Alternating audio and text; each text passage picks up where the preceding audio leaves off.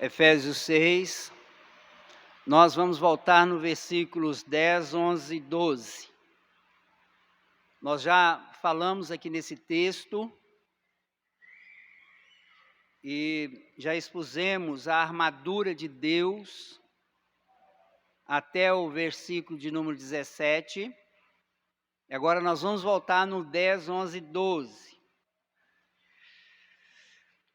Quanto ao mais, sede fortalecidos no Senhor e na força do seu poder, revestidos de toda a armadura de Deus para poder ficar firmes contra as ciladas do diabo. Porque a nossa luta não é contra o sangue e a carne, e sim contra os principados e potestades, contra os dominadores deste mundo tenebroso, contra as forças espirituais do mal nas regiões celestes. A nossa luta é contra o diabo com as suas ciladas. Por que nós estamos voltando nos versículos 10 e 11 e 12? Porque após nós expormos a armadura de Deus, é necessário que a gente detalhe mais, de forma mais clara, sobre as ciladas, porque não justifica ter aquela armadura se você não entender o porquê ou como o inimigo age. É necessário que a gente saiba.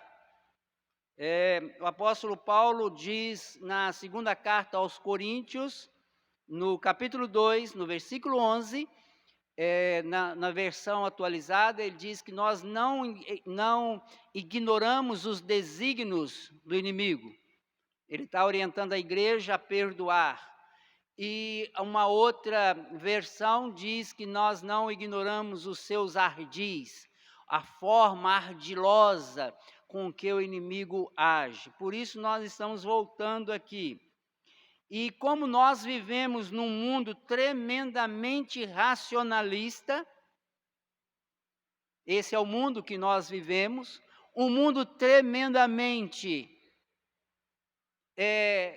dependente da tecnologia, aonde a ciência e o conhecimento dominam, ou quase que é o Deus do nosso mundo.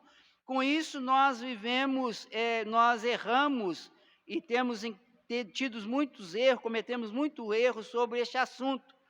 De um lado nós temos um extremo, que é aquele extremo de que o diabo tem poder, o diabo é um Deus, e Deus praticamente tem que lutar com todas as suas forças para vencer o diabo. Esse é um extremo ignorante, vamos dizer assim, porque não é assim. O outro extremo também ignorante é aquele de que num mundo com tanto conhecimento, com tanta ciência, quem acreditar em diabo é bobo. Ele não existe. Esse é outro extremo. Eu espero que você não esteja em extremo nenhum desse. Ou esteja mais ao centro, e é o que nós vamos tentar fazer aqui. O que eu quero aqui hoje é pegar simplesmente essa declaração que nós devemos estar firmes contra as ciladas do diabo. E nós vamos fazer uma caminhada bíblica em cima deste tema. Por quê? Porque, segundo Paulo diz lá em 2 Coríntios, capítulo 2, versículo 11, nós não ignoramos os seus ardis. E se eu perguntar a você, você entende e sabe quais são os ardis do inimigo nesses dias? Talvez muitos de vocês não vão saber responder. E é sobre isso que nós vamos tratar. A primeira coisa que nós vamos tratar, que eu quero colocar aqui para vocês, nesta noite, é quem é o diabo. Alguém pode dizer, é o diabo. O diabo nada mais é do que um anjo criado por Deus. Não sabemos em que momento da criação, só podemos afirmar que foi antes do 7º dia. É lógico, porque no 7º dia Deus descansou, Deus não criou mais nada, então o inimigo, o diabo, os anjos foram criados antes do 7º dia.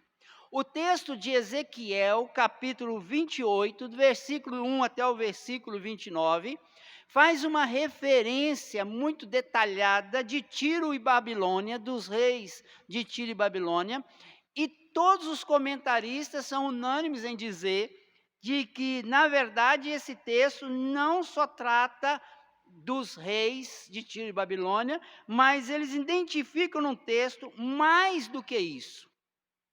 Que o texto está se tratando também de um anjo de luz, Satanás, que é o nome, anjo de luz, que se rebelou contra Deus.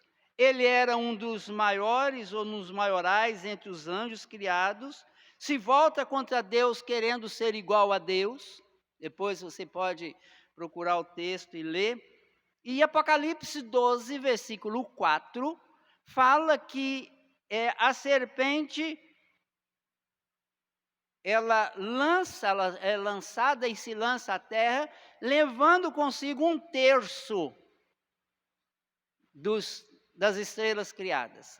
Aí também, mais uma vez, a interpretação é que é exatamente a ação ou o diabo que cai, é lançado com 1/3 dos anjos criados. O diabo ele não é onipotente, não é onipresente, e isso é visto de forma muito clara em Jó, capítulo 1, quando a Bíblia diz que os filhos de Deus, e ali está se referindo aos anjos, se apresentam diante de Deus e ele chega junto. Ele vem junto. Não me pergunte como que isso aconteceu, como é que funciona, porque é difícil entender. Os anjos chegam perto de Deus e ele vem junto. E Deus vira para ele e pergunta para ele assim: de onde você está vindo? Ele responde: de rodear a terra. Estava dando uma voltinha por aí. Isso demonstra que ele não é onipresente. Porque se ele fosse onipresente, ele não estava dando uma voltinha na terra. Ele fala: eu estava dando uma volta por aí. E aí você conhece o restante, que Deus vai perguntar sobre Jó, e ele responde que viu, e aí entra-se naquele problema, daquele debate com relação a Jó. E é permitido ele tocar nas coisas de Jó. Quando a gente lê o texto, você vai entender que o inimigo, o diabo, tem poder. Por quê? A forma com que ele agiu para atacar Jó foi algo extraordinário. Ele destrói ele usa os outros povos ao lado para roubar tudo aquilo que Jó tinha. Ou seja, ele manipula os vizinhos. Ele usa de raios e trovões para matar os filhos de Jó. E depois ele usa de doença para atacar Jó. E longe de mim está dizendo que doença ou toda doença é do maligno. Eu não estou falando isso. Eu estou dizendo que ele fez isso com Jó. Jó ficou cheio de tumores por causa da ação dele. Então, esse texto de Jó, ele serve para nos mostrar que o diabo, ele tem poder. Ele é limitado por Deus, porque Deus é o Senhor e o governo de sobre toda a terra. Mas não se iluda, porque ele está ativo na terra enquanto Jesus não voltar. A Bíblia vai nos mostrar isso, exatamente citando aqui, voltando a citar o texto de Paulo, falando na segunda carta dos Coríntios, quando ele diz que o diabo, a gente tem que conhecer os ardis dele, ou o que ele planeja. Nós vamos ver já nas cartas, dizendo que ele anda ao nosso derredor procurando oportunidade para tragar. Nós vamos ver ele agindo na igreja primitiva, quando Paulo diz que não foi a Tessalônica que Satanás impediu. E nós vamos ver diversos fatos ocorridos no Novo Testamento que mostram isso. Então, quando ele caiu, nós não sabemos. Nós só sabemos que ele já apareceu no capítulo 3 de Gênesis para tentar Adão e Eva. Adão e Eva ainda estavam no paraíso, não haviam comido ainda da árvore do conhecimento do bem e do mal, e ele apareceu lá. Aí outra discussão, porque ele aparece lá em forma, eu creio que ele usou a cobra, e ele fala através dela. Não também, nós vamos ter que perguntar ao Senhor quando chegar lá como é que é isso, como é que foi, mas foi assim que é assim que está escrito. Ele usou a cobra para conversar com Eva no jardim do Éden, e conversa com ela e tem uma troca de ideias com ela. O que ele quer? Então você já sabe quem é, o poder que tem, como pode agir e o que ele quer. Quando ele caiu, nós não sabemos o que ele quer. O seu alvo principal, e aí eu quero que você preste atenção nisso. O seu alvo principal é a separação do homem de Deus. Por quê? O único ser criado por Deus, que é imagem e semelhança de Deus, é o homem. Então, o homem é o ápice da criação. Ao homem foi dado o governo sobre a terra, ainda no Éden. Ao homem foi dado capacidade que os animais não têm. Ao homem foi dado corpo que o diabo não tem. E o objetivo dele é separar o homem de Deus. Esse é o objetivo principal. Então, quando você começa a pensar nisso, você vai ver que isso acontece por toda a Bíblia.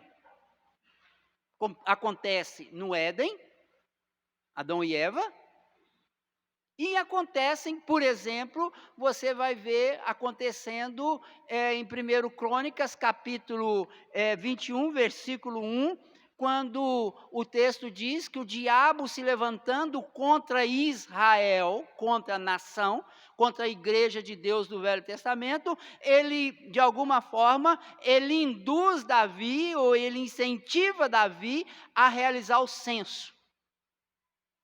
O que é realizar o censo? Era Davi contar os soldados que Israel tinha. Deus havia dito para Davi não contar. Por quê? Porque se Davi contasse, provavelmente ficaria muito orgulhoso de ser o general ou o rei que comandava todo aquele exército, e Deus falou, não conta não. E diz o texto em 1 Crônicas, capítulo 21, versículo 1, que ele se levanta contra Israel e induz Davi a contar. Mais uma vez, ele trabalha na mente de Davi sobre orientação, usando alguém ou de alguma forma, e ele faz isso.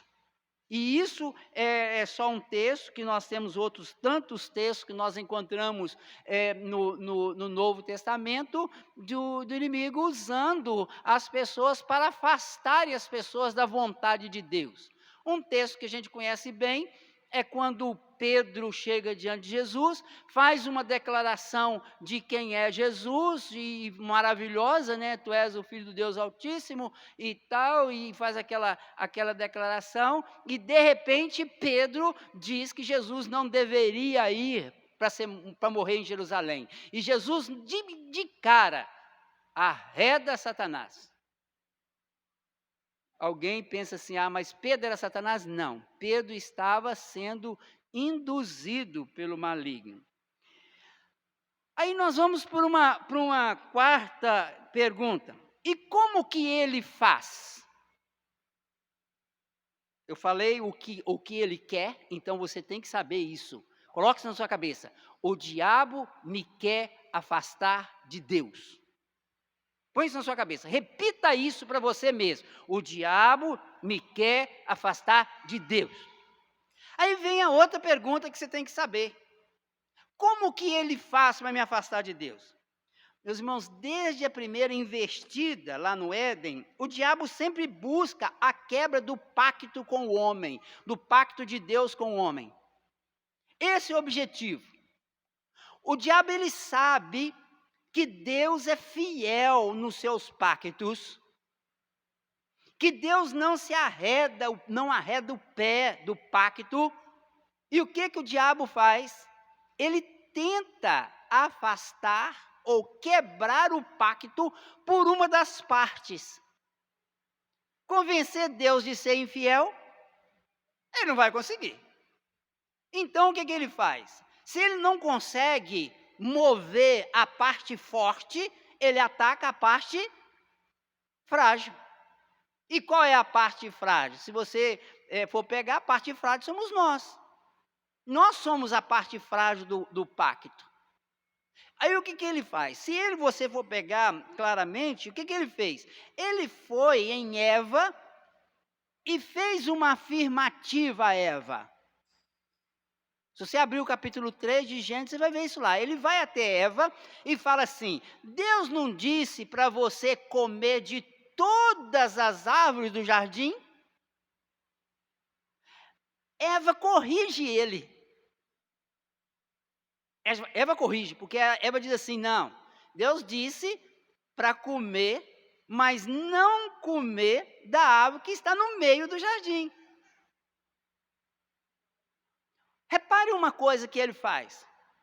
Ele faz uma sugestão. Deus não disse para comer todas. Eva faz o quê? Não. Ele não disse para comer todas. Ele disse que se nós comêssemos da árvore do conhecimento do bem e do mal, que não era para comer, não era para tocar, que Eva disse isso. Não é nem para comer, nem para tocar. E se nós comermos, nós morreremos. O que ele faz? Ele continua a conversa. Agora, ele vai negar o que Deus disse. Ele vai chamar Deus de mentiroso. Ele diz: é certo que vocês não morrem. É certo que vocês não morrem. Ele não quer que vocês comam, em outras palavras, ele diz, ele não quer que vocês comam para que vocês não se tornem como ele, como Deus. Vocês já têm a imagem de Deus. Então, vocês podem se tornar como Deus. Note, meus irmãos, que a ação dele foi em deturpar o que Deus falou. Deus havia feito um pacto com Adão e Eva. Qual era o pacto? Não coma, porque vocês viverão. Vocês estão comigo. Adão vai, depois vocês vão comer da árvore da vida, e vocês não comam. O que ele fez? Leva Adão e Eva a comer. Se você lembrar do texto que nós lemos lá em Lucas capítulo 1, versículo 1 até o versículo 13, vocês vão ver que ele fez a mesmíssima coisa com Jesus. Jesus já estava há 40 dias jejuando, levado pelo Espírito Santo ao deserto, e diz o texto que depois de 40 dias, Jesus teve o quê? Fome. Jesus teve fome. Repare no que ele diz a Jesus. Ele diz assim: se és filho de Deus. Meus irmãos, vamos parar aqui. Quando Jesus ficou no templo, junto com os doutores da lei, ainda criança, quando a mãe e o pai voltam para buscá-lo depois de 3 dias, porque os pais perderam Jesus durante 3 dias, é um negócio assim que é outro assunto, né? Porque pai perder, até que não sei, talvez fosse 12 filhos, né? Não eram tanto assim da Índia, mas do Diego, mas dava para perder, né? Perdeu Jesus lá. Quando eles voltam lá, o que Jesus disse? Convinha-me estar na casa de quem? Do meu pai. Quando Jesus estava sendo batizado no Jordão, só abrindo aspas, né? Se você quer ver a Trindade, vai ao Jordão. Porque no Jordão tem Jesus tem Deus falando e tem o Espírito Santo descendo. Então tem as 3 pessoas no Jordão. E quando ele está no Jordão sendo batizado por João Batista, o que Deus falou? Eis o meu filho amado, em quem me comprazo. Quando Jesus, imediatamente depois disso, Jesus está no deserto e o diabo diz o quê? Se és filho de Deus, prova que você é filho de Deus. Prova.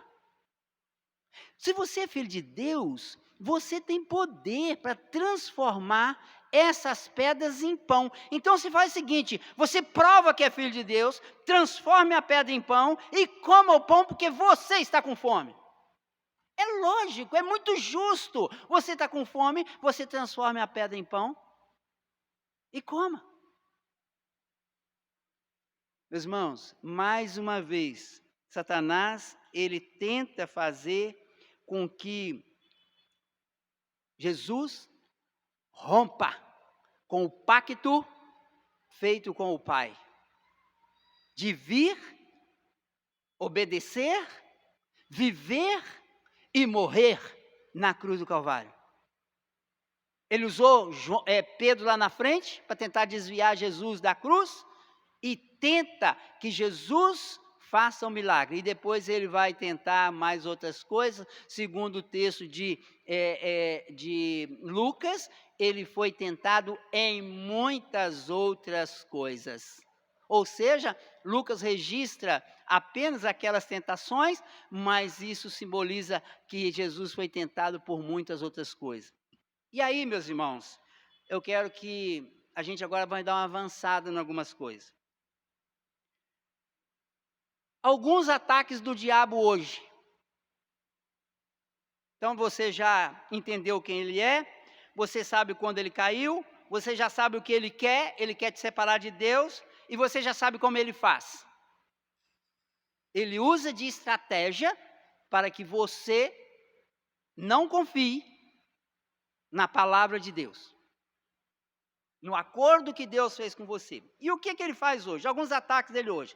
Primeiro, o ataque do egoísmo, o homem ao centro das coisas. Você é bombardeado todo santo dia por artimanhas do inimigo, dizendo que você merece. Você escutou isso em televisão? Parece uma propaganda de um telefone de última geração, que foi lançado não sei com quantas câmeras, que não sei o quê, que você não sabe nem operar, não é? Você não sabe nem operar o telefone. Aí termina a propaganda assim, você merece. Aí você vai lá e se endivida, você vai lá e faz de tudo, vende as roupas do corpo para poder comprar um telefone que você não merece nada, que você não sabe nem usar ele. Meus irmãos, o diabo hoje, ele faz com que o homem se torne um idólatra de si mesmo. Uma expressão que eu li num livro do Billy, que diz o seguinte, que hoje nós vivemos a egolatria, o homem como centro de tudo. Isso é demonstrado na religião. Quantas vezes você já ouviu, já frequentou igreja, aonde as pessoas dizem assim, não, porque se você tiver fé, Deus vai fazer por você. Meus irmãos, onde está isso na Bíblia? Onde está isso na Bíblia? Deus não é movido por fé de homens. Deus não é movido por fé de homens, coloca isso na sua cabeça. Ah, se você orar com fé, Deus vai fazer. Deus não é movido por oração de homens. Deus é soberano, Deus é Senhor, e você pode orar até morrer por causa de alguma coisa e não receber. Quantas coisas você já pediu a Deus nessa sua vida, com fé, confiando e fez até força assim, ó. E não funcionou. Não funcionou. Por que não funcionou? Porque Deus não é movido por isso. Deus manda que a gente ore para que a gente se torne e seja consciente da nossa dependência dEle. E nós devemos orar para refletir a glória dEle. É assim que o texto bíblico diz. A idolatria da fé. Porque se você tiver fé, se eu tenho fé, se Deus não fizer, eu rasgo a Bíblia. Quantas vezes você já ouviu isso? Você é maligno, meu irmão. Você é demoníaco. Deus é Senhor. Deus é Senhor. Então, ele tem demonstrado isso na religião, ele tem demonstrado isso no governo, porque o governo tal vai resolver o problema do país, o governo tal vai resolver o problema de não sei de quem, o governo, meus irmãos, governo nenhum resolve o problema do mundo. Põe isso na sua cabeça. Você escolhe o melhor para ver se você tem um período de um pouco de, sei lá, uma vida um pouquinho melhor durante um determinado tempo. Mas você pode saber, governo nenhum resolve problema nenhum. A gente escolhe o menos pior para votar nele. Aqueles que se identificam mais com a palavra, nós escolhemos assim. Agora, não acredite, governo nenhum vai resolver nada. Por quê? Porque esse mundo jaz no maligno. Ele opera na vida do governo. Qualquer um. Mas se colocar um crentão lá, vai sofrer na mão dele do mesmo jeito. Não faz diferença não. Esse mundo está caminhando para o fim, não tem como. Aí nós temos mais, o diabo convence o mundo de que a ciência vai dominar, de que a família, ele vai destruindo as estruturas. Ele destrói a estrutura familiar como? Falando que homem tem que ser mulher, mulher tem que ser homem. Acabando com os princípios que Deus colocou de criação, criou Deus homem, criou Deus mulher, agora a criatura vai escolher o que é. Isso é um absurdo. A criatura escolhe o que ela quer ser. Irmãos, não existe isso. E por aí afora ele vai. Ele hoje, ele criou outros deuses para que nós sejamos idólatras. Ele criou o Deus da finanças, o Deus do dinheiro. Se eu tiver dinheiro, os meus problemas são resolvidos. Não adianta, você pode trabalhar de manhã até de tarde, se o Senhor não edificar a tua casa, em vão o teu trabalho. Ele criou o Deus do conhecimento. Porque se o meu filho, eu quero que o meu filho estude. Porque se ele for um médico, se ele for um engenheiro, se ele for isso, a vida dele será boa. Você tem que fazer com que seu filho seja crente. Ele pode ser qualquer coisa, pode ser um pedreiro, e louvado seja o Senhor, porque existe pedreiro, que nós não tínhamos casa. Ele pode ser um gari, porque louvado seja o Senhor, porque nós temos garis, porque senão a nossa cidade já estava uma podriqueira. Ele pode ser um professor, ele pode ser um engenheiro, ele pode ser um médico, mas antes de tudo ele tem que ser um homem ou uma mulher de Deus. É isso que interessa. Mudou o foco. Eu não crio filho para Deus, eu crio filho para o mundo. E para o mundo, para ele ser vitorioso no mundo, ele tem que ser engenheiro. Estou falando aqui engenheiro porque eu gosto muito da engenharia. Deveria ser qualquer outra coisa. Ou então ser um outro Deus, o biólogo. Porque aí ele, como biólogo, ele vai servir a mãe natureza, a deusa Gaia. Procura na internet a deusa Gaia. O que você vai encontrar? Hoje nós vivemos, meus irmãos, a idolatria da natureza. Nós temos que preservar a natureza? Temos. Nós temos que preservar as nossas matas, nossos rios? Temos, porque é criação de Deus e quanto mais preservado, melhor para nós será. Mas não creia que natureza vai resolver problema do mundo, porque esse mundo será incinerado pelo Senhor no dia que Ele voltar.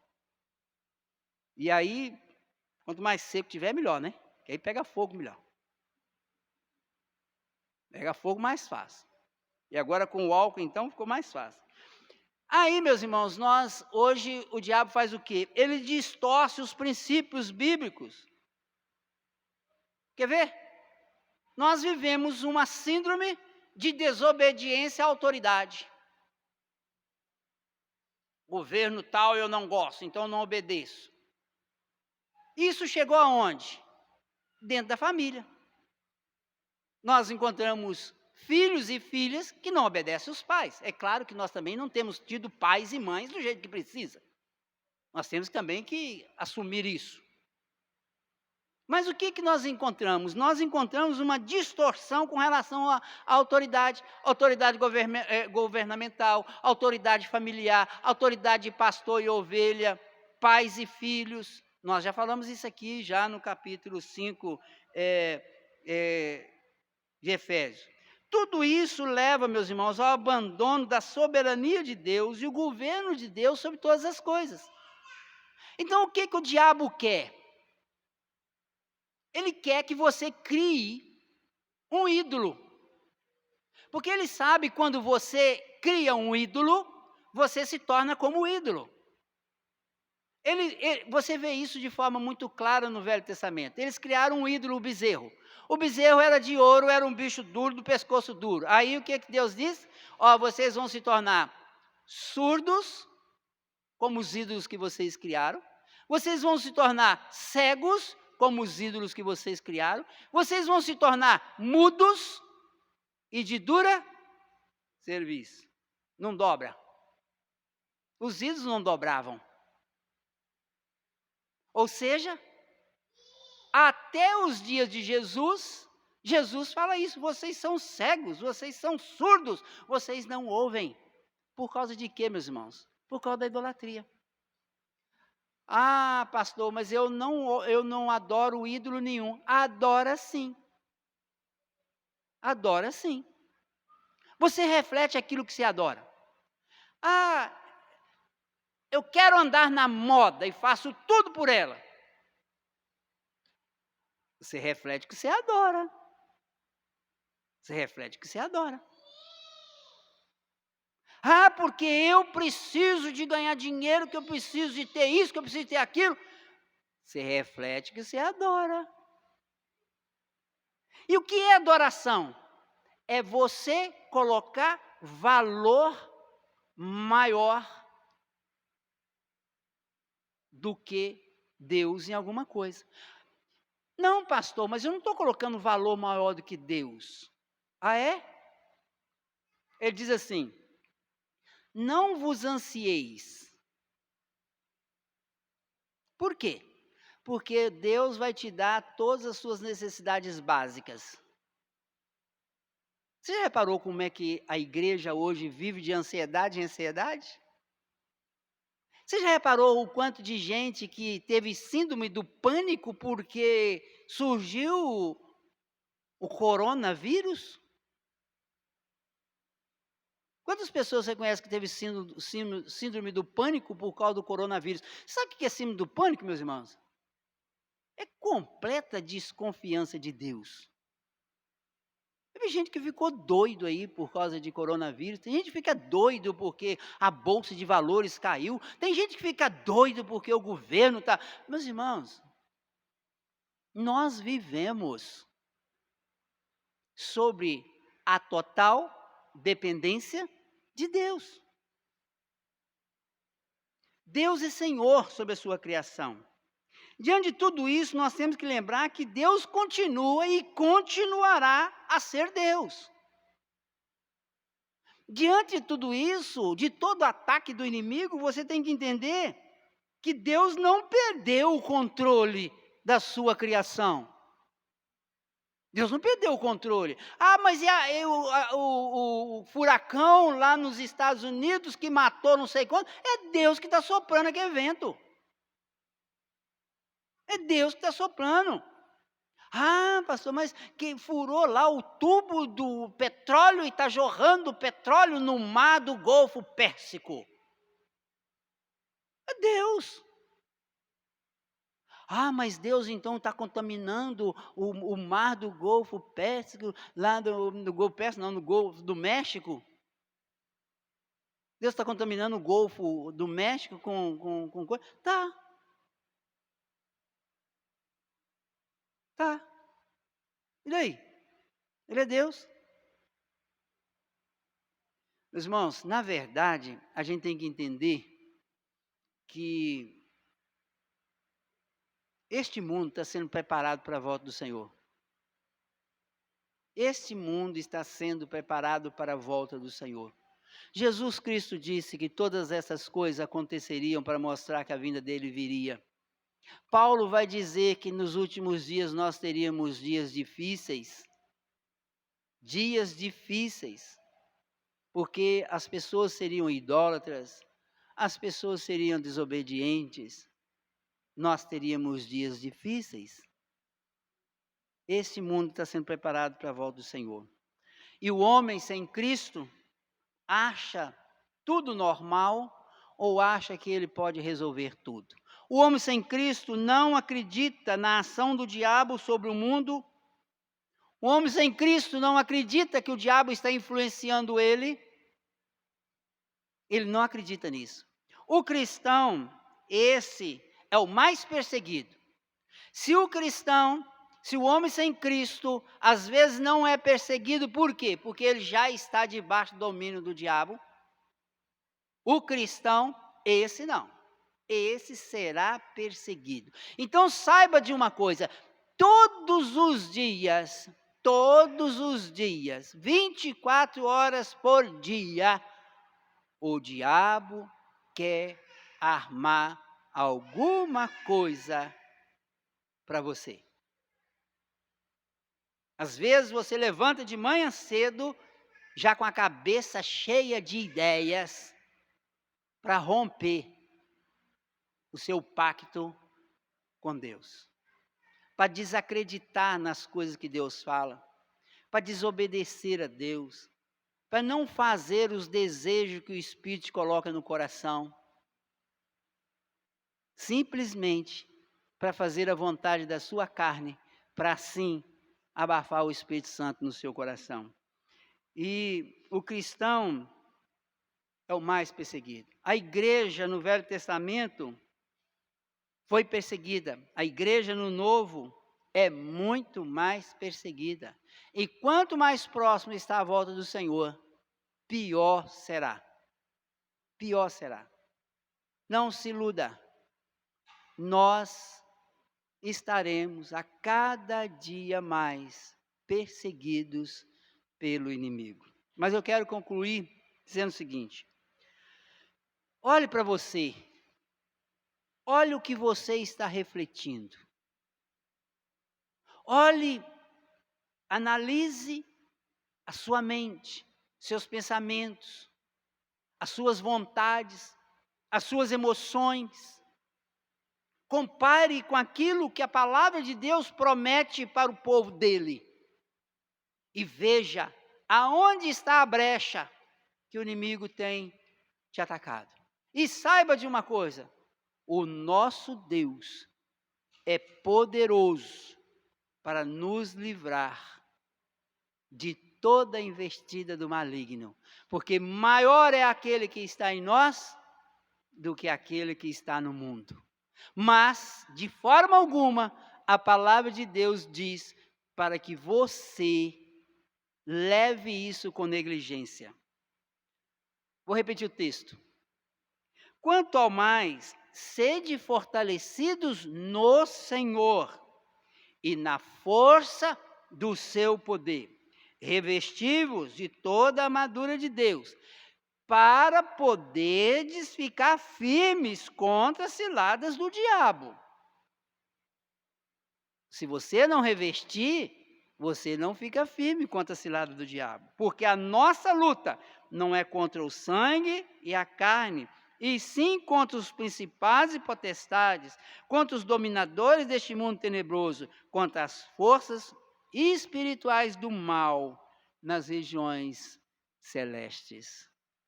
Esse texto é suficiente para que você abra o seu olho e peça ao Senhor que tenha misericórdia da sua vida. Que o Senhor nos abençoe. Quero chamar os presbíteros aqui para que nós possamos